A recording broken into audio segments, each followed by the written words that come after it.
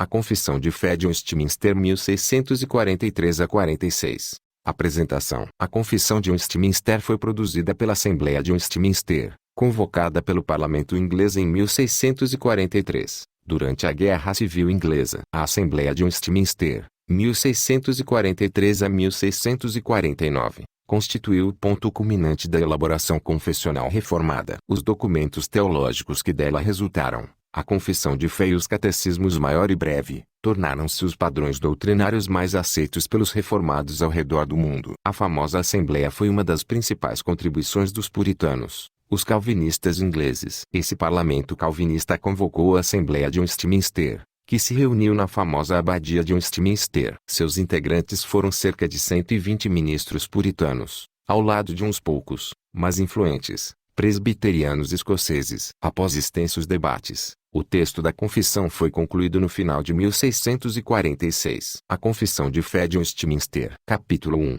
Das Sagradas Escrituras. 1. Ainda que a luz da natureza e as obras da criação e da providência manifestam de tal modo a bondade, a sabedoria e o poder de Deus, que os homens sejam inexcusáveis, todavia não são suficientes para dar aquele conhecimento de Deus e de sua vontade, necessário à salvação. Por isso agradou ao Senhor, em diversos tempos e diferentes modos, revelar-se e declarar à sua igreja aquela sua vontade, e depois, para melhor preservação e propagação da verdade, para o mais seguro estabelecimento e conforto da igreja contra a corrupção da carne e contra a maldade de Satanás e do mundo, foi igualmente servido fazê-la escrever toda. Isto torna as Escrituras sagradas indispensável, tendo cessado aqueles antigos modos de Deus revelar a sua vontade ao seu povo. 2. Sob o nome de Escrituras sagradas, ou Palavra de Deus escrita, incluem-se agora todos os livros do Antigo e do Novo Testamento, que são os seguintes: o Antigo Testamento: Gênesis, Êxodo, Levítico, Números, Deuteronômio, Josué, Juízes, Rute, 1 Samuel, 2 Samuel, 1 Reis, 2 Reis, 1 Crônicas, 2 Crônicas, Esdras, Neemias, Ester, Jó, Salmos, Provérbios, Eclesiastes, Cantares, Isaías, Jeremias, Lamentações, Ezequiel, Daniel, Oséias, Joel, Amós, Obadias, Jonas, Miqueias, Naum, Abacuque, Sofonias, Ageu, Zacarias, Malaquias. Novo Testamento: Mateus, Marcos, Lucas, João, Atos, Romanos, 1 Coríntios, 2 Coríntios, Gálatas, Efésios, Filipenses, Colossenses, 1 Tessalonicenses, 2 Tessalonicenses, 1 Timóteo, 2 Timóteo, Tito, Filemão, Hebreus, Tiago, 1 Pedro, 2 Pedro, 1 João, 2 João, 3 João, Judas, Apocalipse. Todos eles são dados por inspiração de Deus para serem a regra de fé e prática. 3. Os livros geralmente chamados apócrifos, não sendo de inspiração divina,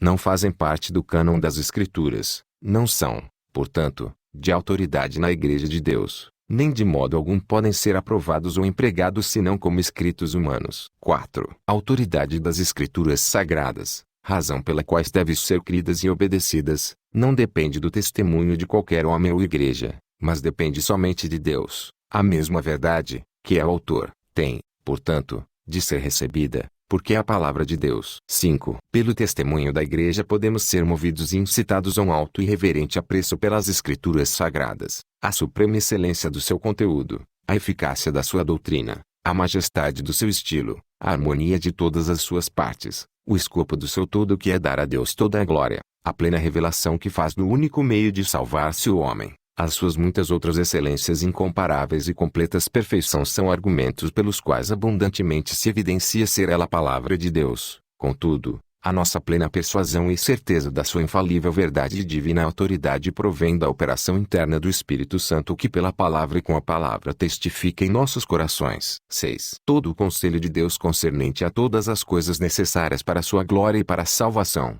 fé e vida do homem, ou expressamente declarado nas Escrituras ou pode ser lógico e claramente delas deduzido. Às Escrituras nada se acrescentará em tempo algum, nem por novas revelações do Espírito, nem por tradições dos homens. Reconhecemos, entretanto, ser necessária a iluminação interior do Espírito de Deus para a salvadora compreensão das coisas reveladas na palavra, e que há algumas circunstâncias, quanto ao culto de Deus e ao governo da Igreja, comuns às ações e sociedades humanas, as quais têm de ser ordenadas pela luz da natureza e pela prudência cristã, segundo as regras da palavra, que sempre devem ser observadas. 7. Nas Escrituras não são todas as coisas em si, nem do mesmo modo evidentes a todos. Contudo, as coisas que precisam ser obedecidas, cridas e observadas para a salvação, em uma ou outra passagem das Escrituras são tão claramente expostas e aplicadas, que não só os doutos, mas ainda os indoutos, no devido uso dos meios comuns, podem alcançar uma suficiente compreensão delas. 8. O Antigo Testamento em hebraico,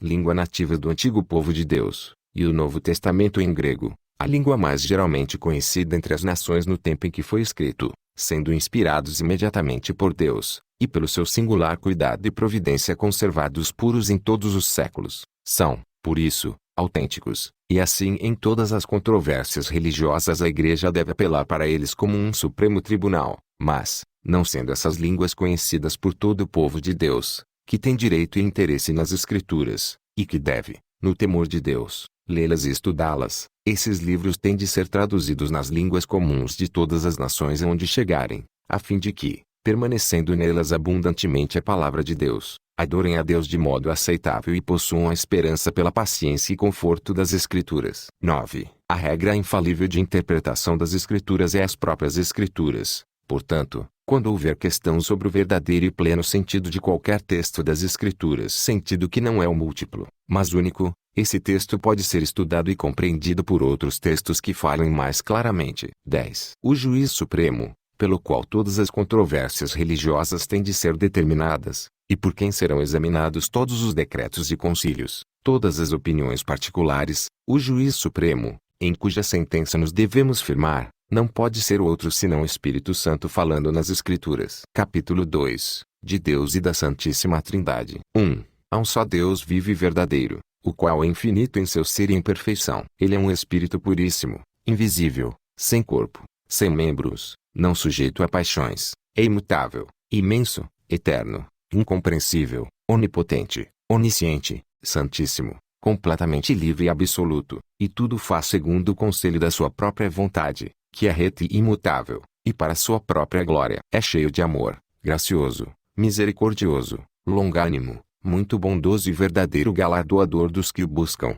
e, contudo, justíssimo e muito terrível em seus juízos, pois odeia todo o pecado, de modo algum terá por inocente o culpado. 2. Deus tem, em si mesmo, e de si mesmo, toda a vida, glória, bondade, e bem-aventurança. Ele é todo suficiente em si para si, pois não precisa das criaturas que trouxe à existência, não deriva delas glória alguma, mas somente manifesta sua glória nelas, por elas, para elas e sobre elas. Ele é a única origem de todo ser, dele, por ele e para ele são todas as coisas e sobre elas tem ele soberano domínio para fazer com elas, para elas e sobre elas tudo quanto quiser. Todas as coisas estão patentes e manifestas diante dele, o seu saber é infinito, infalível e independente da criatura, de sorte que para ele nada é contingente ou incerto. Ele é santíssimo em todos os seus conselhos, em todas as suas obras e em todos os seus preceitos. Da parte dos anjos e dos homens e de qualquer outra criatura lhes são devidos todo culto, todo serviço e toda obediência, que ele ouve por bem exigir deles. 3. Na unidade da divindade há três pessoas de uma mesma substância, poder e eternidade, Deus o Pai, Deus o Filho e Deus o Espírito Santo. O Pai não é de ninguém, não é gerado, nem procedente, o Filho é eternamente gerado do Pai, o Espírito Santo é eternamente procedente do Pai e do Filho. Capítulo 3. Dos eternos decretos de Deus. 1. Desde toda a eternidade e pelo muito sábio e santo conselho de sua própria vontade, Deus ordenou livre e inalteravelmente tudo quanto acontece, porém de modo que nem Deus é o autor do pecado, nem violentada a vontade da criatura, nem é tirada a liberdade ou contingência das causas secundárias, antes estabelecidas. 2. Ainda que sabe tudo quanto pode ou há de acontecer em todas as circunstâncias imagináveis, Deus não decreta coisa alguma por havê-la previsto como futura, ou como coisa que havia de acontecer em tais condições. 3. Pelo decreto de Deus e para a manifestação da sua glória, alguns homens e alguns anjos são predestinados para a vida eterna e outros preordenados para a morte eterna. 4. Esses homens e esses anjos, assim predestinados e preordenados, são particular e imutavelmente designados. O seu número é tão certo e definido, que não pode ser nem aumentado nem diminuído. 5. Segundo o seu eterno e imutável propósito, e segundo o santo conselho e beneplácito de sua vontade, antes que fosse o mundo criado, Deus escolheu em Cristo, para a glória eterna, os homens que são predestinados para a vida, para o louvor da sua gloriosa graça ele os escolheu de sua mera e livre graça e amor, e não por previsão de fé, ou de boas obras e perseverança nelas, ou de qualquer outra coisa na criatura que a isso mover-se, como condição ou causa. 6. Assim como Deus destinou os eleitos para a glória, assim também, pelo eterno e muito livre propósito de sua vontade, preordenou todos os meios conducentes a esse fim. Os que, portanto, são eleitos, achando-se caídos em Adão, são remidos por Cristo, são eficazmente chamados para a fé em Cristo, pelo seu Espírito que opera no tempo devido, são justificados, adotados, santificados e guardados pelo seu poder, por meio da fé salvadora. Além dos eleitos não há nenhum outro que seja remido por Cristo, eficazmente chamado, justificado, adotado, santificado e salvo. 7. Segundo o inescrutável conselho de sua própria vontade, pela qual ele concede ou recusa a misericórdia, como lhe apraz, para a glória de seu soberano poder sobre as suas criaturas, para louvor de sua gloriosa justiça, o resto dos homens foi Deus servido não contemplar e ordená-los para desonra e ira por causa de seus pecados. 8. A doutrina deste alto mistério de predestinação deve ser tratada com especial prudência e cuidado, a fim de que os homens, atendendo à vontade de Deus, revelada em sua palavra, e prestando obediência a ela, possam, pela evidência de sua vocação eficaz, certificar-se de sua eterna eleição. Assim, a todos os que sinceramente obedecem ao Evangelho, esta doutrina traz motivo de louvor, reverência e admiração para com Deus, bem como de humildade, diligência e abundante consolação. Capítulo 4. Da criação. 1. Ao princípio aprove a Deus o Pai, o Filho e o Espírito Santo, para a manifestação da glória de seu eterno poder, sabedoria e bondade, criar ou fazer do nada, no espaço de 6 dias, e tudo muito bom, o mundo e tudo o que nele há, quer as coisas visíveis quer as invisíveis. 2. Depois de haver feito as outras criaturas, Deus criou o homem, macho e fêmea, com as almas racionais e imortais, e dotou-os de inteligência, retidão e perfeita santidade, segundo a sua própria imagem, tendo a lei de Deus escrita em seus corações e o poder de cumpri-la, mas com a possibilidade de transgredi-la, sendo deixados à liberdade de sua própria vontade, que era mutável. Além desse escrita em seus corações, receberam o preceito de não comerem da árvore da ciência do bem e do mal. Enquanto obedeceram a este preceito, foram felizes em sua comunhão com Deus e tiveram domínio sobre as criaturas. Capítulo 5. Da providência. 1. Pela muito sábia e santa providência, segundo a sua infalível presciência e o livre e imutável conselho de sua própria vontade, Deus, o grande Criador de todas as coisas, para o louvor da glória de sua sabedoria, poder, justiça, bondade e misericórdia, sustenta, dirige, dispõe e governa todas as criaturas, todas as ações delas e todas as coisas, desde a maior até a menor. 2. Posto que, em relação à presciência e ao decreto de Deus, que é a causa primária, todas as coisas acontecem imutável e infalivelmente, contudo, pela mesma providência, Deus ordena que elas sucedam, necessária, livre ou contingentemente, conforme a natureza das causas secundárias. 3. Na sua providência comum, Deus emprega meios, todavia, ele é livre para operar sem eles, sobre eles ou contra eles, segundo o seu beneplácito. 4. A onipotência, a sabedoria inescrutável e a bondade infinita de Deus, de tal maneira se manifestam na sua providência, que esta se estende até a primeira queda e a todos os outros pecados dos anjos e dos homens, e isto não por uma mera permissão, mas por uma permissão tal que, para os seus próprios e santos desígnios, sábia e poderosamente os limita,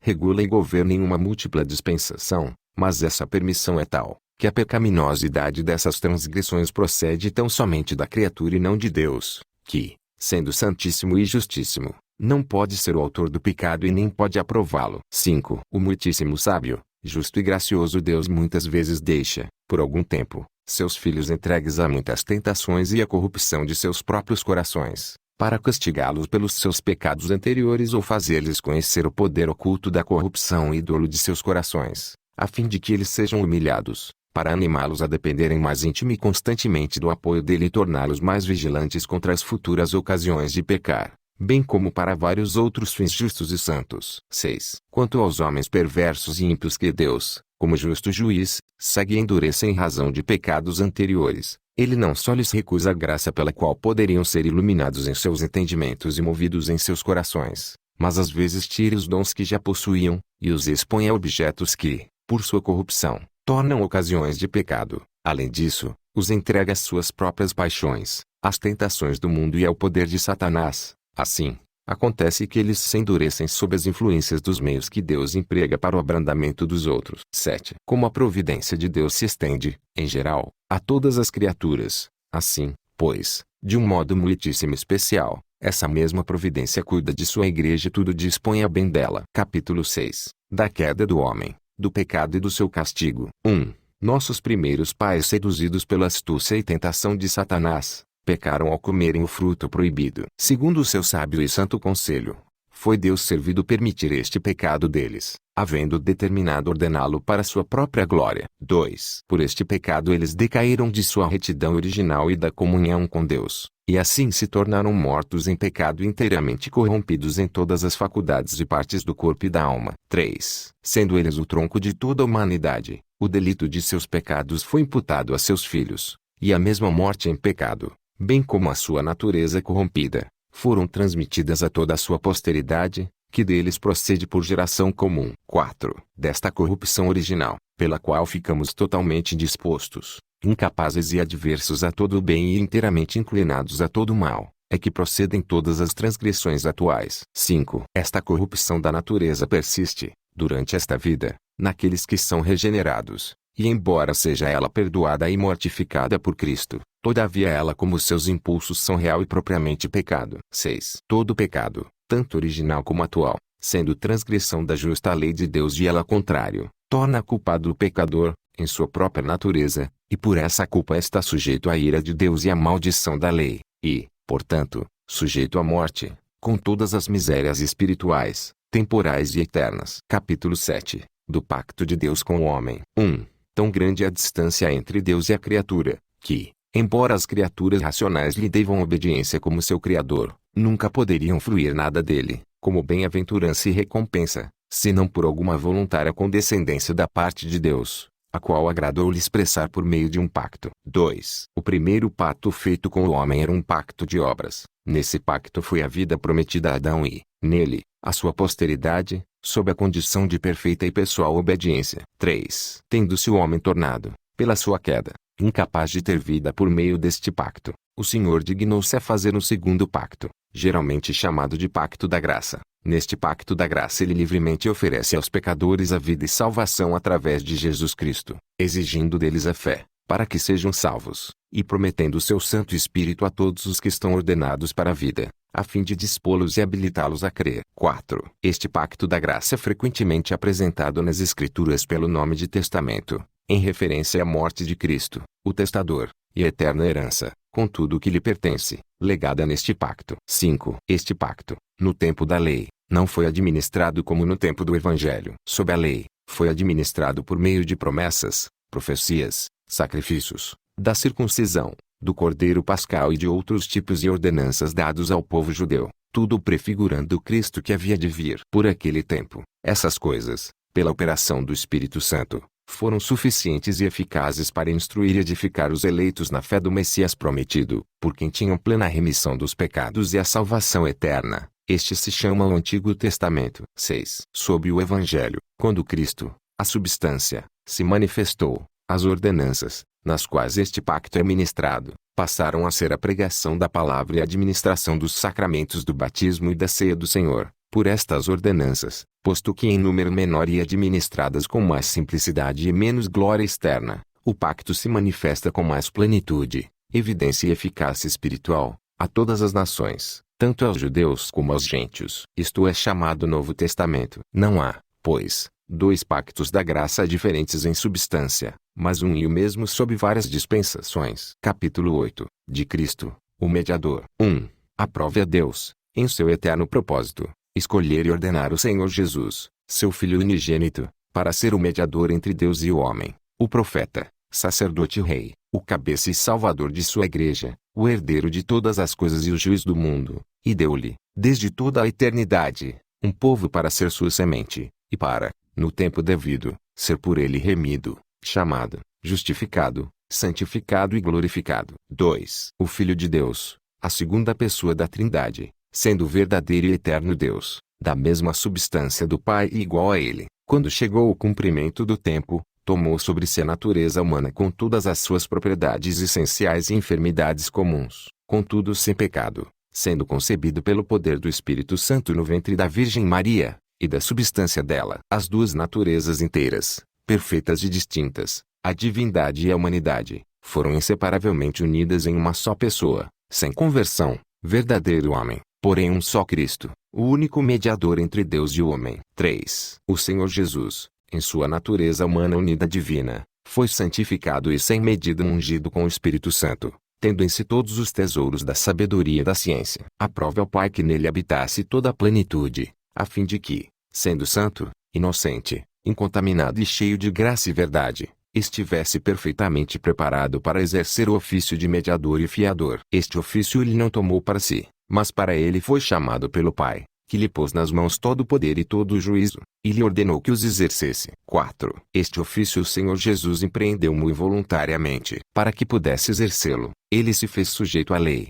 a qual cumpriu perfeitamente, padeceu imediatamente em sua alma os mais cruéis tormentos, e em seu corpo, os mais penosos sofrimentos. Foi sepultado e ficou sob o poder da morte, mas não viu a corrupção. Ao terceiro dia ressuscitou dos mortos. Com esse corpo subiu ao céu, onde está sentado à destra do Pai, fazendo intercessão. De lá voltará no fim do mundo para julgar os homens e os anjos. 5. O Senhor Jesus, pela sua perfeita obediência e pelo sacrifício de si mesmo, sacrifício que, pelo Eterno Espírito, ofereceu a Deus uma só vez, satisfez plenamente a justiça de seu Pai, e, para todos aqueles que o Pai lhe deu, adquiriu não só a reconciliação, como também uma herança perdurável no reino dos céus. 6. Ainda que a obra da redenção não fora realmente realizada por Cristo senão depois de sua encarnação, contudo a virtude, a eficácia e os benefícios dela, em todas as épocas sucessivas desde o princípio do mundo foram comunicados aos eleitos por meio das promessas, tipos e sacrifícios, pelos quais ele devia esmagar a cabeça da serpente, como o cordeiro morto desde o princípio do mundo, sendo ele o mesmo ontem, hoje e para sempre. 7. Cristo, na obra de mediação, age de conformidade com as suas duas naturezas, fazendo cada uma o que lhe é próprio. Contudo, em razão da unidade de uma pessoa, o que é próprio de uma natureza é, às vezes, nas Escrituras, atribuído à pessoa denominada pela outra natureza. 8. Cristo, com toda certeza e de forma eficaz, aplica e comunica a salvação a todos aqueles para quem a adquiriu. Isto ele consegue, fazendo intercessão por eles e revelando-lhes na palavra e pela palavra os mistérios da salvação, persuadindo-os, eficazmente, pelo seu Espírito, subjugando todos os seus inimigos por meio de sua onipotência e sabedoria, da maneira e pelos meios mais condizentes com a sua admirável e inescrutável dispensação. Capítulo 9, do livre-arbítrio. 1. Deus dotou a vontade do homem de tal liberdade natural, que ela nem é forçada para o bem nem para o mal, nem a isso é determinada por qualquer necessidade absoluta de sua natureza. 2. O homem, em seu estado de inocência, tinha a liberdade e o poder de querer e fazer aquilo que é bom e agradável a Deus, mas era passível de mudança, de sorte que pudesse cair dessa liberdade e poder. 3. O homem, ao cair no estado de pecado, perdeu inteiramente todo o poder de vontade quanto a qualquer bem espiritual que acompanhe a salvação, de sorte que um homem natural, inteiramente contrário a esse bem e morto no pecado, é incapaz de, pelo seu próprio poder, converter-se ou mesmo preparar-se para isso. 4. Quando Deus converte um pecador e o transfere para o estado de graça, ele o liberta de sua natural escravidão ao pecado e, somente por sua graça, o habilita a querer e a fazer com toda a liberdade o que é espiritualmente bom, mas isso de tal modo que, por causa da corrupção ainda existente nele, o pecador não faz o bem perfeitamente, nem deseja somente o que é bom, mas também o que é mal. 5. É no estado de glória que a vontade do homem se torna perfeita e imutavelmente livre para o bem só. Capítulo 10,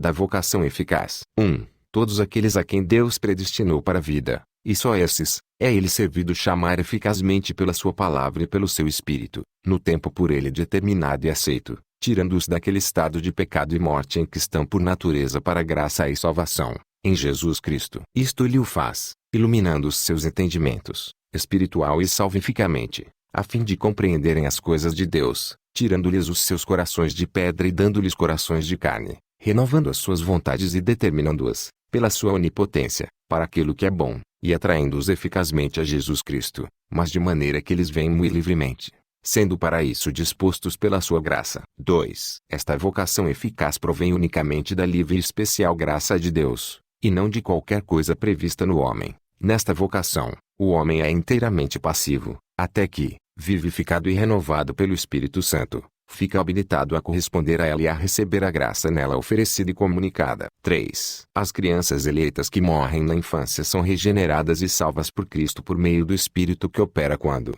onde e como lhe apraz. Do mesmo modo são salvas todas as outras pessoas eleitas incapazes de serem exteriormente chamadas pelo ministério da palavra. 4. Os não eleitos, ainda que chamados pelo ministério da palavra e tenham algumas das operações comuns do Espírito, contudo jamais chegam a Cristo e, portanto, não podem ser salvos, muito menos poderão ser salvos por qualquer outro meio os que não professam a religião cristã, por mais diligentes que sejam em padronizar suas vidas de acordo com a luz da natureza e com a lei da religião que professam. Asseverar e manter que o podem é muito pernicioso e detestável. Capítulo 11. Da justificação. 1. Os que Deus chama eficazmente, também livremente justifica. Esta justificação não consiste em Deus infundir neles a justiça, mas em perdoar os seus pecados e em considerar e aceitá-los como justos. Deus não os justifica em razão de qualquer coisa neles operada ou por eles feita, mas somente em consideração à obra de Cristo, não lhes imputando como justiça a própria fé, o ato de crer,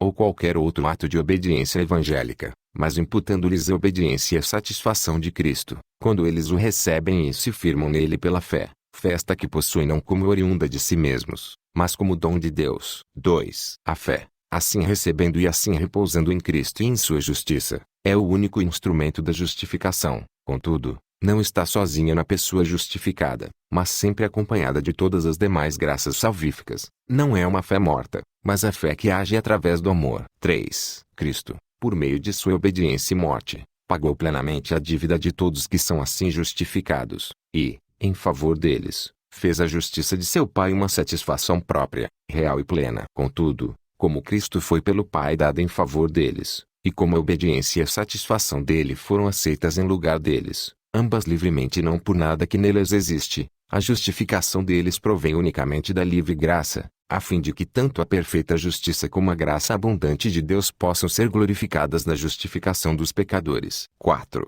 Deus, desde toda a eternidade, decretou justificar todos os eleitos, e Cristo, no cumprimento do tempo, morreu pelos pecados deles e ressuscitou para a justificação deles. Contudo, eles não são justificados até que o Espírito Santo, no tempo próprio de fato, comunica-lhes Cristo. 5. Deus continua a perdoar os pecados dos que são justificados. Embora eles nunca possam cair do estado de justificação, poderão, contudo, por seus pecados, incorrer no paternal desagrado de Deus e ficar privados da luz de sua graça, até que se humilhem, confessem os seus pecados, peçam perdão e renovem a sua fé e o seu arrependimento. 6. A justificação dos crentes sob o Antigo Testamento era, em todos estes aspectos, uma e a mesma justificação dos crentes sob o Novo Testamento. Capítulo 12. Da adoção. 1. A todos os que são justificados, Deus se digna fazer participantes da graça da adoração e por seu único Filho Jesus Cristo. Por essa graça, eles são recebidos no número e gozam a liberdade e privilégios dos filhos de Deus, têm sobre si o nome dele,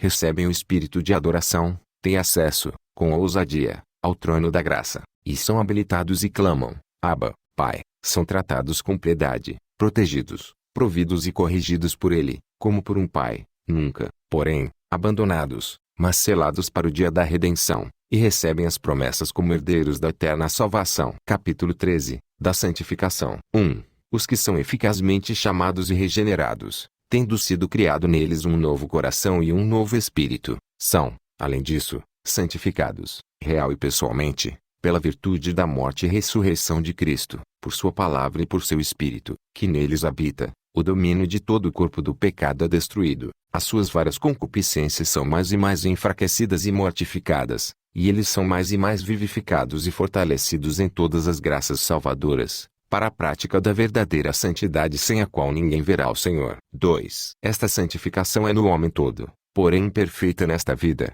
ainda subsiste em todas as partes dele restos da corrupção, e daí nasceu uma guerra contínua e irreconciliável, a carne lutando contra o espírito, e o espírito contra a carne. 3. Nesta guerra, embora prevaleçam por algum tempo as corrupções que restam, contudo, pelo contínuo socorro da eficácia do santificador Espírito de Cristo, a parte regenerada conquista a vitória, e assim os santos crescem em graça, aperfeiçoando a sua santidade no temor de Deus. Capítulo 14. Da fé salvadora. 1. A graça da fé. por meio da qual os eleitos são habilitados a crer para a salvação das suas almas. É a obra que o Espírito de Cristo faz nos corações deles, e é sempre operada pelo ministério da palavra. Por esse ministério, bem como pela administração dos sacramentos e pela oração, ela é aumentada e fortalecida. 2. Por esta fé o cristão, segundo a autoridade do mesmo Deus que fala em sua palavra, crê ser verdade tudo quanto nela é revelado, e age de conformidade com aquilo que cada passagem contém em particular, prestando obediência aos mandamentos, temendo as ameaças e abraçando as promessas de Deus para esta vida e para a futura. Porém, os principais atos de fé salvadora são aceitar e receber Cristo e descansar só nele para justificação, santificação e vida eterna, isto em virtude do pacto da graça. 3. Esta fé é de diferentes graus, é fraca ou forte, pode ser muitas vezes e de muitos modos assaltada e enfraquecida, mas sempre alcança a vitória, desenvolvendo-se em muitos até a plena segurança em Cristo, que é tanto o autor como o consumador da fé. Capítulo 15. Do arrependimento para a vida. 1. O arrependimento para a vida é uma graça evangélica, doutrina esta que deve ser pregada por todo ministro do Evangelho, tanto quanto a fé de Cristo. 2. Movido pelo reconhecimento e sentimento, não só do perigo, mas da impureza e odiosidade de seus pecados, como contrários à santa natureza e justa lei de Deus, e se conscientizando da misericórdia divina manifesta em Cristo aos que são penitentes, o pecador, pelo arrependimento, de tal maneira sente e aborrece os seus pecados que, deixando-os, se volta para Deus, tensionando e procurando andar com Ele em todos os caminhos de seus mandamentos. 3. Ainda que não devamos confiar no arrependimento como sendo de algum modo uma satisfação pelo pecado, ou em qualquer sentido a causa do perdão dele, o que é ato da livre graça de Deus em Cristo, contudo ele é de tal modo necessário aos pecadores, que sem ele ninguém poderá esperar o perdão. 4. Assim como não há pecado tão pequeno que não mereça a condenação, também não há pecado tão grande que possa trazer a condenação sobre os que se arrependem verdadeiramente. 5. Os homens não devem se contentar com um arrependimento geral, mas é dever de todos procurar arrepender-se particularmente de cada um dos seus pecados. 6. Assim como cada homem é obrigado a fazer a Deus confissão particular de seus pecados pedindo-lhe o perdão deles, e abandonando-os, achará misericórdia, também aquele que escandaliza seu irmão ou a Igreja de Cristo deve estar pronto, por meio de uma confissão particular ou pública de seu pecado e do pesar que por ele sente, a declarar o seu arrependimento aos que estão ofendidos. Isto feito, estes devem reconciliar-se com o penitente e recebê-lo em amor. Capítulo 16. Das boas obras. 1. As boas obras são somente aquelas que Deus ordena em sua santa palavra, não as que, sem a autoridade dela, são aconselhadas pelos homens movidos por um zelo cego ou sob qualquer outro pretexto de boa intenção. 2. Estas boas obras feitas em obediência aos mandamentos de Deus são o fruto e as evidências de uma fé viva e verdadeira. Por elas os crentes manifestam a sua gratidão, robustecem a sua confiança, edificam os seus irmãos, adornam a profissão do Evangelho, fecham a boca aos adversários e glorificam a Deus, de quem são feitura, criados em Jesus Cristo para isso mesmo, a fim de que, tendo seu fruto em santidade, tenham no final a vida eterna. 3. A capacidade de fazer boas obras de modo algum provém dos crentes, mas inteiramente do Espírito Santo para operar neles tanto querer como realizar segundo o seu beneplácito. Contudo, não devem, por isso, tornar-se negligentes, como se não fossem obrigados a cumprir qualquer dever senão quando movidos especialmente pelo Espírito. Pelo contrário, devem esforçar-se por dinamizar a graça de Deus que neles está. 4. Os que alcançam, pela sua obediência, a maior perfeição possível nesta vida estão longe de ceder às suas obrigações e fazer mais do que Deus requer, e são deficientes em muitos dos deveres obrigados a fazer. 5. Não podemos, pelas nossas melhores obras, merecer das mãos de Deus perdão de pecado ou vida eterna, em razão da grande desproporção que há entre elas e a glória por vir, e da infinita distância que existe entre nós e Deus, a quem não podemos ser úteis por meio delas, nem saldar a dívida dos nossos pecados anteriores, e porque, como boas, procedem de seu espírito, e, como nossas, são impuras e misturadas com tanta fraqueza e imperfeição, que não podemos suportar a severidade do juízo de Deus. Assim, depois que tivermos feito tudo quanto podemos, temos cumprido tão somente nosso dever, e somos servos inúteis. 6. Não obstante, as pessoas dos crentes sendo aceitas por meio de Cristo, suas obras são também aceitas por Ele, não como se fossem, nesta vida, inteiramente perfeitas e irreprováveis à vista de Deus, mas porque Deus, considerando-as em seu Filho, é servido a aceitar e recompensar aquilo que é sincero, embora seja acompanhado de muitas fraquezas e imperfeições. 7. As obras feitas pelos não regenerados, embora sejam, quanto à matéria, coisas que Deus ordena, e úteis tanto a eles mesmos quanto aos outros, contudo, porque procedem de corações não purificados pela fé, não são feitas devidamente segundo a palavra, nem para um fim justo ou glória de Deus, são, portanto, pecaminosas e não podem agradar a Deus, nem preparar o homem para receber a graça de Deus. Não obstante, o negligenciá-las é ainda mais pecaminoso e ofensivo a Deus. Capítulo 17. Da perseverança dos santos. 1.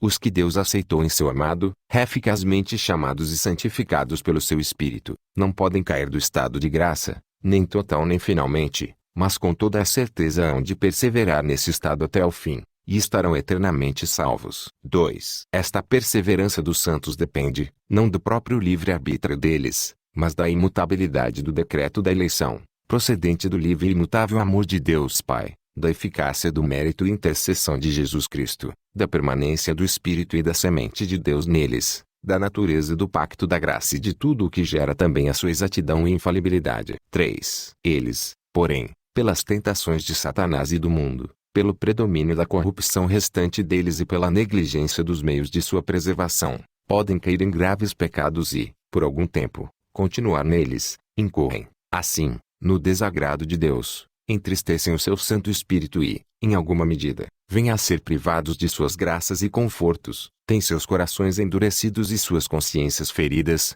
prejudicam e escandalizam os outros e atraem sobre si juízos temporais. Capítulo 18. Da certeza da graça e da salvação. 1. Ainda que os hipócritas e os demais não regenerados possam iludir-se em vão com falsas esperanças e com a carnal presunção de se acharem no favor de Deus e em estado de salvação, esperança essa que perecerá. Contudo, os que verdadeiramente creem no Senhor Jesus e o amam com sinceridade, procurando andar diante dele em toda a boa consciência, podem nesta vida certificar-se de se acharem em estado de graça, e podem regozijar-se na esperança da glória de Deus, esperança que jamais os envergonhará. 2. Esta certeza não é uma simples persuasão conjectural e provável, fundada numa esperança falha, mas uma segurança infalível da fé, fundada na divina verdade das promessas de salvação, na evidência interna daquelas graças nas quais essas promessas são feitas, no testemunho do Espírito de adoção que testifica com o nosso espírito que somos filhos de Deus, sendo esse Espírito o penhor de nossa herança, e por meio de quem somos selados para o dia da redenção. 3. Esta segurança infalível não pertence de tal modo à essência da fé, que um verdadeiro crente, antes de possuí-la não tenha de esperar muito e de lutar com muitas dificuldades. Contudo, sendo pelo Espírito capacitado a conhecer as coisas que lhe são livremente dadas por Deus, ele pode obtê-las sem revelação extraordinária, no devido uso dos meios comuns. É, pois, dever de cada um ser diligente e tornar certa sua vocação e eleição, a fim de que, por esse modo, seja o seu coração, no Espírito Santo, dilatado em paz e em deleite, em amor e em gratidão para com Deus, no vigor e na alegria, nos deveres da obediência que são os frutos próprios desta segurança. Longe esteja isto de predispor os homens à negligência. 4. Os verdadeiros crentes podem ter, de diversas maneiras, a segurança de sua salvação abalada, diminuída e tornada intermitente, negligenciando a conservação dela, caindo em algum pecado especial que fira a consciência e entristeça o Espírito Santo, cedendo a fortes e repentinas tentações, retirando Deus a luz de seu rosto e permitindo que andem em trevas e não tenham luz mesmo os que o temem. Contudo, eles nunca ficam inteiramente privados daquela semente de Deus e da vida da fé, daquele amor a Cristo e aos irmãos, daquela sinceridade de coração e consciência do dever. Daí, a certeza da salvação poderá, no tempo próprio, ser restaurada pela operação do Espírito, e por meio dessas bênçãos são sustentados para não caírem em total desespero. Capítulo 19. Da Lei de Deus. 1. Deus outorgou a Adão uma lei, como um pacto de obras. Por este pacto Deus o obrigou, bem como a toda a sua posteridade, a uma obediência pessoal, plena, exata e perpétua, prometeu-lhe a vida sob a condição de ele cumprir a lei, e o ameaçou com a morte caso a violasse, e dotou-o com poder e capacidade para guardá-la. 2. Essa lei, depois da queda do homem, continua sendo uma perfeita regra de justiça. Como tal, foi por Deus entregue no Monte Sinai em 10 mandamentos e escrita em 2 tábuas de pedra. Os primeiros 4 mandamentos contêm os nossos deveres para com Deus, e os outros 6, os nossos deveres para com o homem. 3. Além dessa lei, geralmente chamada a lei moral, quis Deus dar ao seu povo Israel, considerado uma igreja sob sua tutela, leis cerimoniais que contêm diversas ordenanças típicas. Essas leis, que em parte se referem ao culto e prefiguram Cristo, suas graças, seus atos, seus sofrimentos e seus benefícios, e em parte representam várias instruções de deveres morais, estão todas abolidas sob o Novo Testamento. 4. A esse mesmo povo, considerado um corpo político, Deus concedeu diversas leis judiciais que deixaram de vigorar quando o país daquele povo também deixou de existir, e que agora não obrigam a ninguém além do que exige a sua equidade geral. 5. A lei moral obriga a todos a prestar-lhe obediência para sempre, tanto as pessoas justificadas quanto as demais, e isto não somente por causa da matéria nela contida, mas também pelo respeito à autoridade de Deus, o Criador,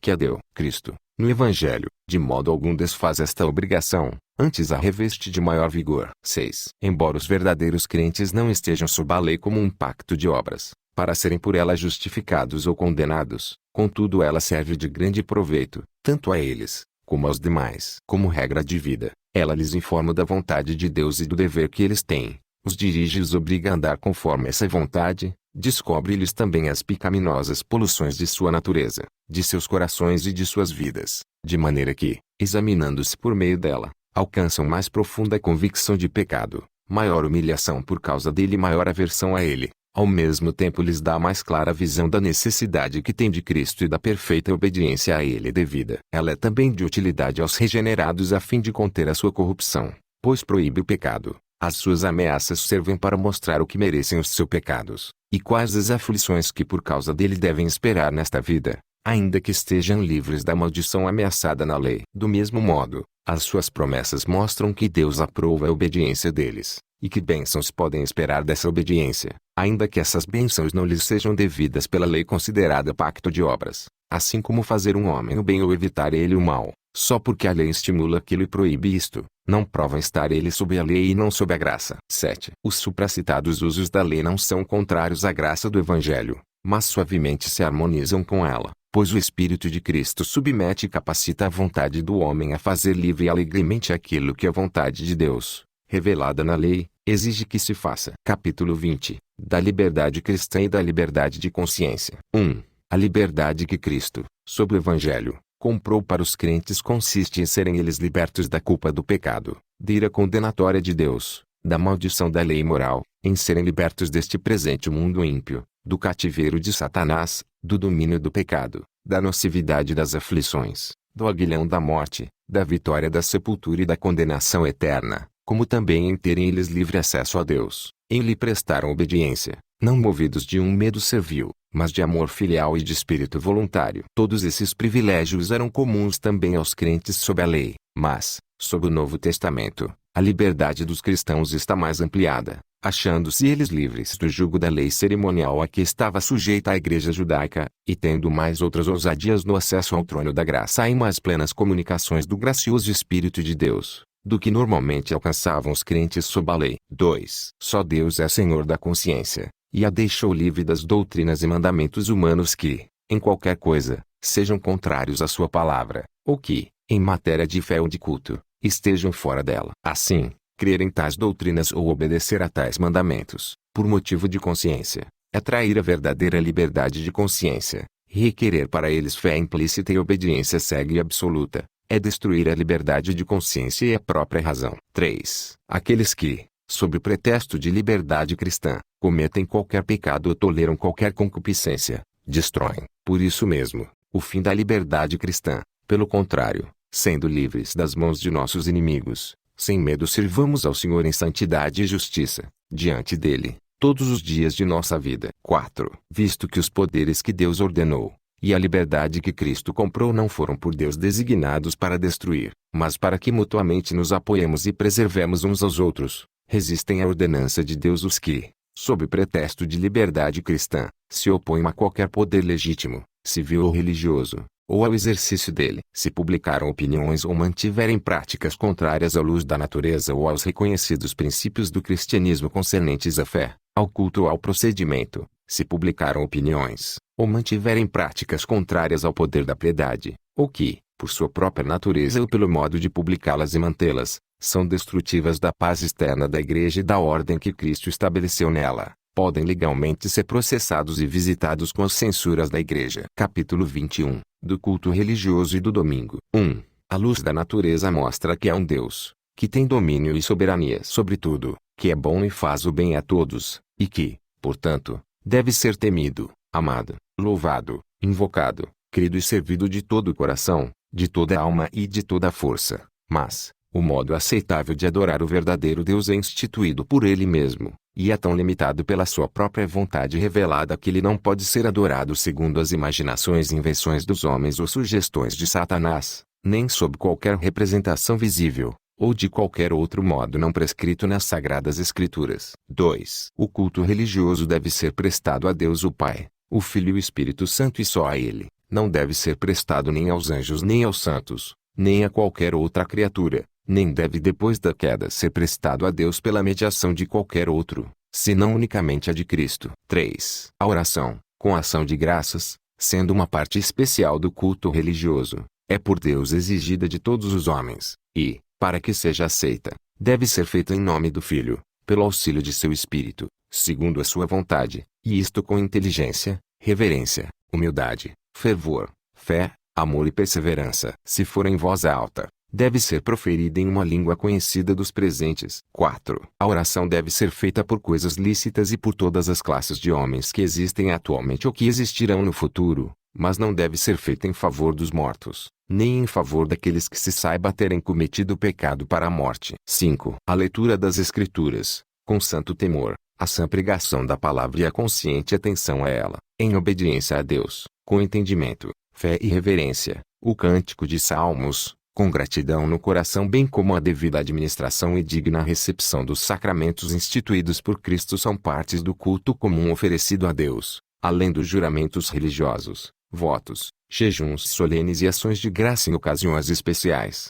os quais, em seus vários tempos e ocasiões próprias, devem ser usados de um modo santo e religioso. 6. Agora, sobre o Evangelho, nem a oração, nem qualquer outro ato do culto religioso é restrito a certo lugar, nem se torna mais aceitável por causa do lugar em que se ofereça ou para o qual se dirija, mas Deus deve ser adorado em todo lugar, em espírito e em verdade, tanto em família, diariamente, e em secreto, estando cada um sozinho, como também, mais solenemente, em assembleias públicas, que não devem ser descuidadas, nem voluntariamente negligenciadas ou desprezadas, sempre que Deus, pela sua providência, proporcione ocasião. 7. Como a lei da natureza que, em geral, uma devida proporção de tempo seja destinada ao culto de Deus, assim também, em sua palavra, por um preceito positivo, moral e perpétuo, preceito que obriga a todos os homens, em todas as épocas, Deus designou particularmente um dia em 7 para ser um sábado igual ao descanso, santificado por Ele, desde o princípio do mundo, até a ressurreição de Cristo. Esse dia foi o último dia da semana, e desde a ressurreição de Cristo, foi mudado para o primeiro dia da semana, dia que nas Escrituras é chamado dia do Senhor igual ao domingo, e que há de continuar até o fim do mundo como o sábado cristão. 8. Este sábado é santificado ao Senhor quando os homens, tendo devidamente preparado seus corações e de antemão ordenado os seus negócios comuns, não só guardam, durante todo o dia um santo descanso das suas obras, palavras e pensamentos a respeito de seus empregos seculares e de suas recreações, mas também ocupam todo o tempo em exercícios públicos e particulares de culto e nos deveres de necessidade e de misericórdia. Capítulo 22, dos juramentos legais e dos votos. 1. O juramento legal é uma parte do culto religioso em que o crente, em ocasiões próprias e com toda a solenidade, chama Deus por testemunha do que assevera ou promete. Pelo juramento ele invoca a Deus a fim de ser julgado por ele,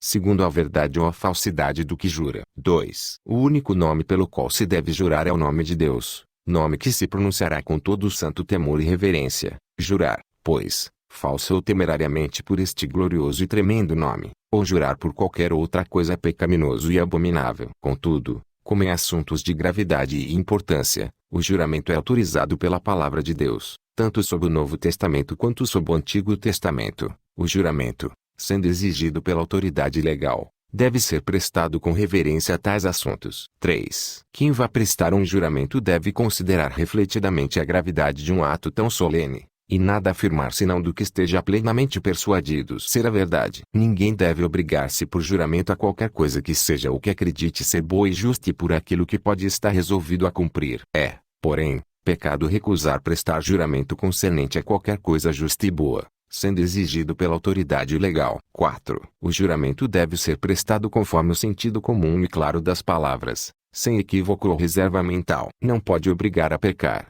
mas, sendo prestado com referência a qualquer coisa não pecaminosa, obriga ao cumprimento, mesmo com o prejuízo de quem jura. Não deve ser violado, ainda que feito a hereges ou infiéis. 5. O voto é da mesma natureza que o juramento promissório. Deve ser feito com o mesmo cuidado religioso e cumprido com igual fidelidade. 6. O voto não deve ser feito a criatura alguma, mas só a Deus, para que seja aceitável. Deve ser feito voluntariamente, com fé e consciência de dever, em reconhecimento de misericórdias recebidas ou para obter o que desejamos. Pelo voto obrigamo-nos mais restritamente aos deveres necessários ou a outras coisas, até onde ou quando elas conduzirem a esses deveres. 7. Ninguém deve prometer fazer coisa alguma que seja proibida na palavra de Deus, ou que impeça o cumprimento de qualquer dever nela ordenado, nem o que não está em seu poder cumprir e para cuja execução não tenha promessa ou competência da parte de Deus. Por isso, os votos monásticos, que os papistas fazem, do celibato perpétuo,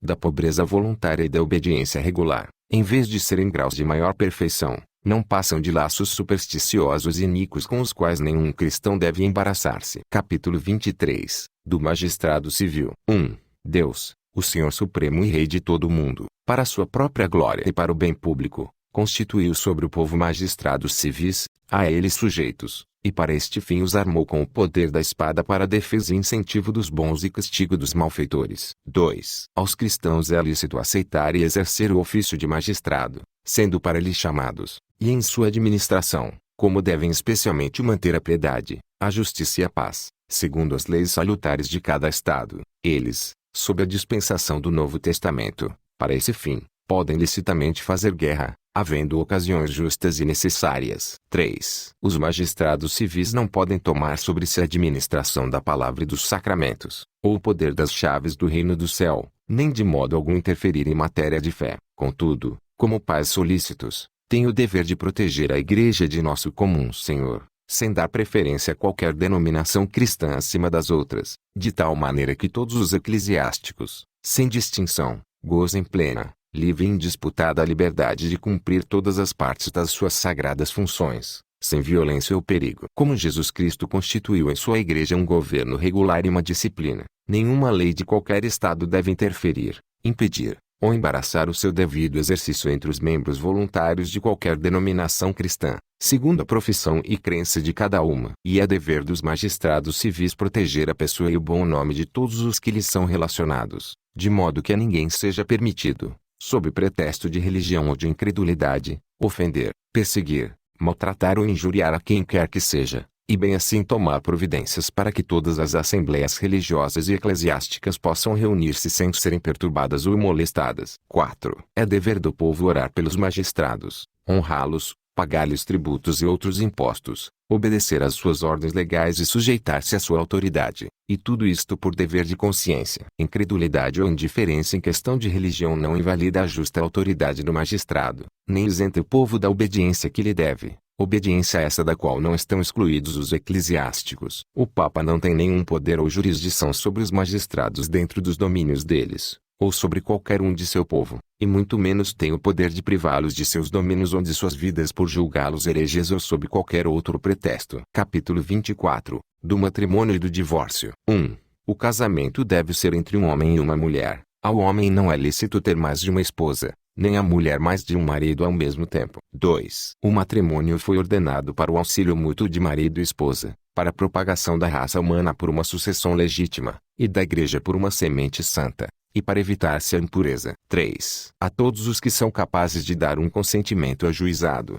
é lícito casar, mas é dever dos cristãos casar somente no Senhor. Portanto, os que professam a verdadeira religião reformada não devem casar-se com infiéis, papistas ou outros idólatras, nem devem os piedosos prender-se a julgo desigual por meio do casamento com os que são notoriamente ímpios em suas vidas, ou que mantêm heresias perniciosas. 4. Não devem casar-se as pessoas entre as quais existem os graus de consanguinidade ou afinidade proibidos na palavra de Deus. Tais casamentos incestuosos jamais poderão tornar-se ilícitos pelas leis humanas ou pelo consentimento das partes, de modo a poderem viver juntas como marido e esposa. 5. O adultério ou a fornicação cometidos depois de um contrato, sendo descoberto antes do casamento, da parte inocente justo motivo de dissolver o contrato. No caso do adultério depois do casamento, a parte inocente é lícito propor divórcio, e, depois de obter o divórcio, casar com outrem, como se a parte infiel fosse morta. 6. Posto que a corrupção do homem seja tal que o incline a procurar argumentos a fim de indevidamente separar aqueles que Deus uniu em matrimônio,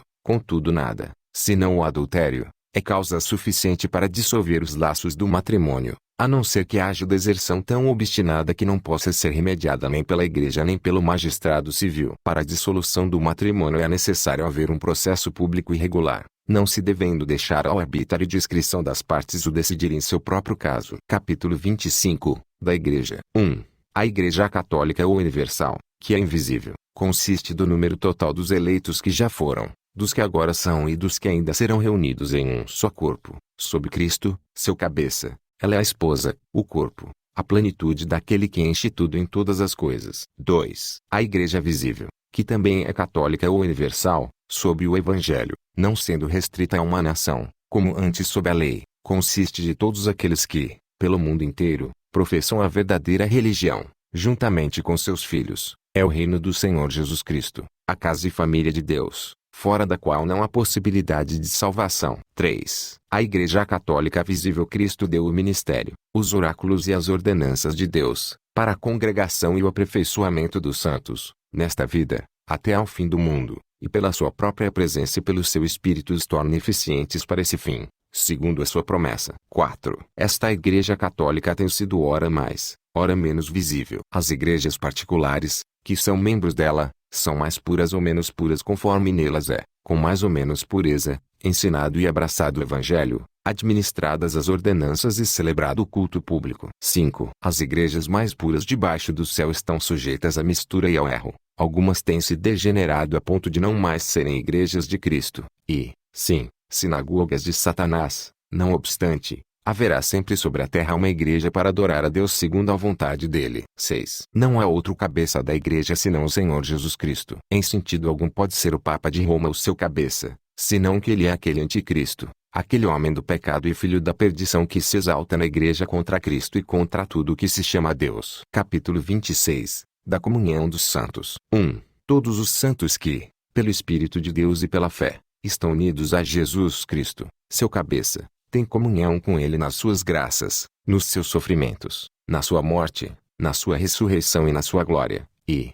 estando unidos uns aos outros em amor, participam dos mesmos dons e graças, e estão obrigados ao cumprimento dos deveres públicos e particulares que contribuem para o seu mútuo proveito, tanto no homem interior como no exterior. 2. Os santos são, pela profissão de fé, obrigados a manter uma santa sociedade e comunhão no culto de Deus e na realização de outros serviços espirituais que contribuem para a sua mútua edificação, bem como a socorrer uns aos outros em coisas materiais, segundo as suas várias habilidades e necessidades. Esta comunhão, conforme Deus oferecer ocasião, deve estender-se a todos aqueles que, em todo lugar, invocam o nome do Senhor Jesus. 3. Esta comunhão que os santos têm com Cristo não os torna de modo algum participantes da substância de sua divindade, nem iguais a Cristo em qualquer sentido. Afirmar uma ou outra coisa é ímpio e blasfemo. A comunhão que os santos mantêm entre si não destrói nem de modo algum enfraquece o título e o domínio que cada homem tenha sobre os seus bens e posses. Capítulo 27, dos Sacramentos. 1. Os sacramentos são santos sinais e selos do pacto da graça, imediatamente instituídos por Deus para representar Cristo e seus benefícios, e confirmar o nosso interesse nele, bem como fazer uma diferença visível entre os que pertencem à Igreja e o restante do mundo, e solenemente comprometê-los no serviço de Deus em Cristo, segundo a sua palavra. 2. Há em cada sacramento uma relação espiritual ou uma união sacramental entre o sinal e a coisa significada. Por isso, os nomes e efeitos de um são atribuídos ao outro. 3. A graça revelada nos sacramentos, ou por meio deles, quando devidamente usados, não é conferida por qualquer poder neles existente, nem a eficácia de um sacramento depende da piedade ou da intenção de quem o administra, mas da obra do Espírito e da palavra da instituição, a qual, juntamente com o preceito que autoriza o seu uso, contém uma promessa de benefício aos que dignamente o recebem. 4. Há apenas 2 sacramentos ordenados por Cristo, nosso Senhor, no Evangelho, o batismo e a ceia do Senhor, nenhum dos quais pode ser administrado senão por um ministro da palavra, legalmente ordenado. 5. Os sacramentos do Antigo Testamento, quanto às coisas espirituais por ele significadas e representadas, eram, em substância, os mesmos que os do Novo Testamento. Capítulo 28, do batismo. 1.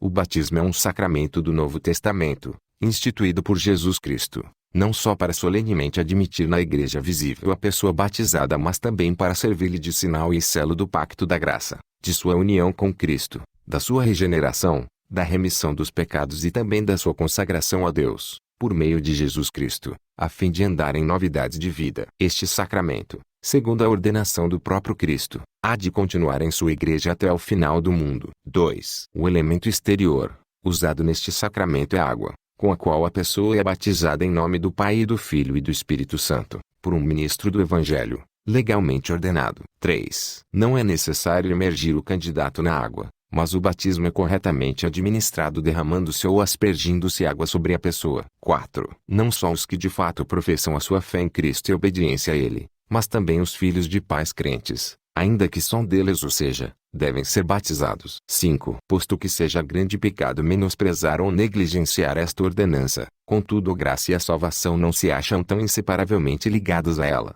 que sem ela uma pessoa não possa ser regenerada e salva, ou que todos os que são batizados sejam indubitavelmente regenerados. 6. A eficácia do batismo não se limita ao momento em que é administrado, contudo, pelo devido uso desta ordenança, a graça prometida é não somente oferecida, mas realmente manifestada e conferida pelo Espírito Santo àqueles a quem ela pertence, adultos ou crianças, segundo o conselho da própria vontade de Deus em seu tempo determinado. 7. O sacramento do batismo deve ser administrado uma só vez a uma mesma pessoa. Capítulo 29, da ceia do Senhor. 1.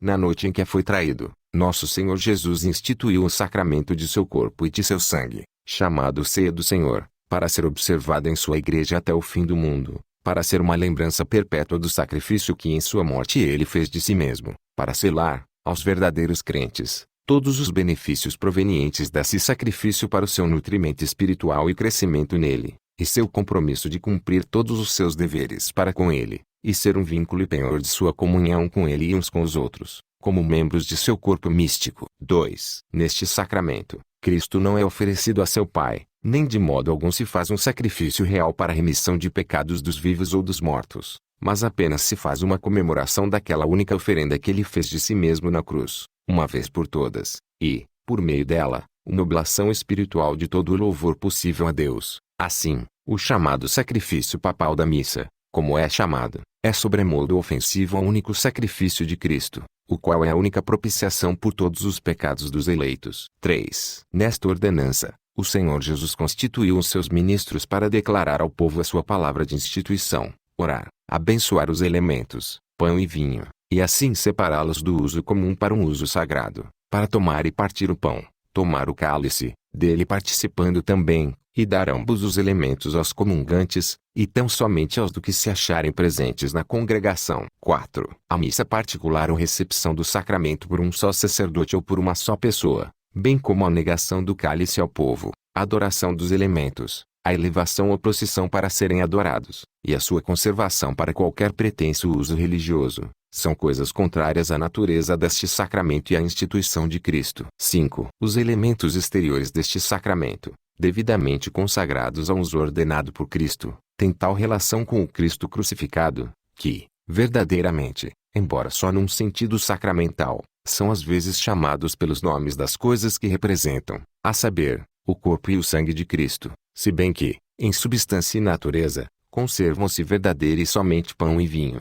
como eram antes. 6. A doutrina geralmente chamada transubstanciação, que ensina a mudança da substância do pão e do vinho na substância do corpo e do sangue de Cristo, mediante a consagração por um sacerdote ou por qualquer outro meio, é algo repugnante não só à vista das Escrituras, mas também ao senso comum e à razão. destrói a natureza do sacramento e tem sido a causa de muitas superstições e até de grosseira idolatria. 7. Os que comungam dignamente, participando exteriormente dos elementos visíveis deste sacramento, também recebem intimamente, pela fé, o Cristo crucificado, e todos os benefícios de sua morte, e deles se alimentam, não carnal ou corporalmente, mas real, verdadeira e espiritualmente, não estando o corpo e o sangue de Cristo, corporal ou carnalmente nos elementos, pão e vinho, nem com eles ou sob eles, mas estão, espiritual e realmente, presentes a fé dos crentes nessa ordenança, como estão os próprios elementos em relação a seus sentidos corporais. 8. Ainda que os ignorantes e os ímpios recebam os elementos visíveis deste sacramento, todavia não recebem a coisa por ele significada, mas pela sua indigna participação tornam-se réus do corpo e do sangue do Senhor, para sua própria condenação. Portanto, todos estes, como são indignos de gozar comunhão com o Senhor, são também indignos da sua mesa e não podem, sem grande pecado contra Cristo, participar destes santos mistérios nem a eles ser admitidos, enquanto permanecerem nesse estado. Capítulo 30. Das censuras eclesiásticas. 1. O Senhor Jesus, como rei e cabeça da sua igreja, nela instituiu um governo nas mãos dos oficiais dela, governo distinto da magistratura civil. 2. A esses oficiais estão entregues as chaves do reino do céu. Em virtude disso, eles têm, respectivamente, o poder de reter ou de cancelar pecados, de fechar este reino a impenitentes, tanto pela palavra quanto pelas censuras, de abri-lo aos pecadores penitentes, pelo ministério do Evangelho e pela absolvição das censuras, quando as circunstâncias o exigirem. 3. As censuras eclesiásticas são necessárias para chamar e ganhar, para Cristo, os irmãos transgressores, a fim de impedir que outros pratiquem ofensas semelhantes, para lançar fora o velho fermento que poderia corromper a massa inteira, para vindicar a honra de Cristo e a santa profissão do Evangelho, e para evitar a ira de Deus, a qual, com justiça, poderia cair sobre a Igreja, se ela permitisse que o pacto divino e seus zelos fossem profanados por ofensores notórios e obstinados. 4. Para melhor obtenção destes fins, os oficiais da Igreja devem proceder dentro da seguinte ordem, segundo a natureza do crime e demérito da pessoa: repreensão, suspensão do sacramento da ceia do Senhor por algum tempo e exclusão da Igreja. Capítulo 31. Dos sínodos e concílios. 1. Para melhor governo e maior edificação da Igreja, deverá haver as assembleias chamadas sínodos ou concílios. Em virtude do seu cargo e do poder que Cristo lhes deu para edificação e não para destruição, cabe aos pastores e aos outros presbíteros das igrejas particulares criar tais assembleias e reunir-se nelas quantas vezes julgarem útil para o bem da Igreja. 2. Aos sínodos e concílios compete decidir, ministerialmente, controvérsias quanto à fé e os casos de consciência, determinar regras e disposições para a melhor direção do culto público de Deus e governo de sua Igreja, receber queixas em casos de má administração e com autoridade decidi-las. Os seus decretos e decisões, sendo consoantes com a palavra de Deus, devem ser recebidos com a reverência e submissão, não só pela sintonia com a palavra, mas também pela autoridade através da qual são feitos, visto que essa autoridade é uma ordenação de Deus, designada para isso em sua palavra. 3. Todos os sínodos e concílios, desde os tempos dos apóstolos, quer gerais quer particulares podem errar, e muitos têm errado. Eles, portanto, não devem constituir regra de fé e prática, mas podem ser usados como auxílio em uma e outra coisa. 4. Os sínodos e concílios não devem discutir coisa alguma que não seja eclesiástica, não devem imiscuir-se nos negócios civis do Estado, a não ser por humilde petição em casos extraordinários, ou por conselhos, em satisfação de consciência, se o magistrado civil os convidar a fazê-lo. Capítulo 32. Do estado do homem depois da morte e da ressurreição dos mortos. 1. Os corpos dos homens, depois da morte, voltam ao pó e veem a corrupção, mas as suas almas, que nem morrem nem dormem, possuindo uma substância imortal, voltam imediatamente para Deus, que as deu. As almas dos justos, sendo então aperfeiçoadas em santidade, são recebidas no mais alto dos céus onde contemplam a face de Deus em luz e glória, esperando a plena redenção de seus corpos. E as almas dos ímpios são lançadas no inferno, onde permanecerão em tormentos e em trevas espessas, reservadas para o juízo do grande dia. Além destes dois lugares destinados às almas separadas de seus respectivos corpos, as Escrituras não reconhecem nenhum outro lugar. 2. No último dia, os que estiverem vivos não morrerão, mas serão transformados. Todos os mortos serão ressuscitados com os seus próprios corpos, e não outros, embora com qualidades diferentes, e se unirão novamente às suas almas, para sempre. 3. Os corpos dos injustos serão, pelo poder de Cristo, ressuscitados para a desonra. Os corpos dos justos serão, pelo seu Espírito, ressuscitados para a honra e para serem semelhantes ao próprio corpo glorioso de Cristo. Capítulo 33. Do juízo final. 1. Deus já determinou um dia no qual, com justiça, há de julgar o mundo por meio de Jesus Cristo, a quem, pelo Pai, foram dados o poder e o juízo. Nesse dia não somente serão julgados os anjos apóstatas, mas igualmente todas as pessoas que tiverem vivido sobre a terra e comparecerão ante o tribunal de Cristo, a fim de darem conta de seus pensamentos, palavras e feitos, e receberem o galardão segundo o que tiverem feito, o bem ou o mal, por meio do corpo. 2. O fim que Deus tem em vista determinando esse dia é manifestar a sua glória, a glória de sua misericórdia na eterna salvação dos eleitos, e a glória da sua justiça na condenação dos réprobos, que são perversos e desobedientes. Os justos irão, então, para a vida eterna, e receberão aquela plenitude de alegria e refrigério procedentes da presença do Senhor. Mas os ímpios, que não conhecem a Deus nem obedecem ao Evangelho de Jesus Cristo, serão lançados nos eternos tormentos e punidos com a destruição eterna, longe da presença do Senhor e da glória de seu poder. 3. Assim como Cristo, para afastar os homens do pecado e para a maior consolação dos justos nas suas adversidades, quer que estejamos firmemente convencidos de que haverá um dia de juízo, assim também quer que esse dia não seja conhecido dos homens, a fim de que eles se despojem de toda a confiança carnal, sejam sempre vigilantes, não sabendo a que hora virá o Senhor, e estejam prontos a dizer: vem logo, Senhor Jesus. Amém.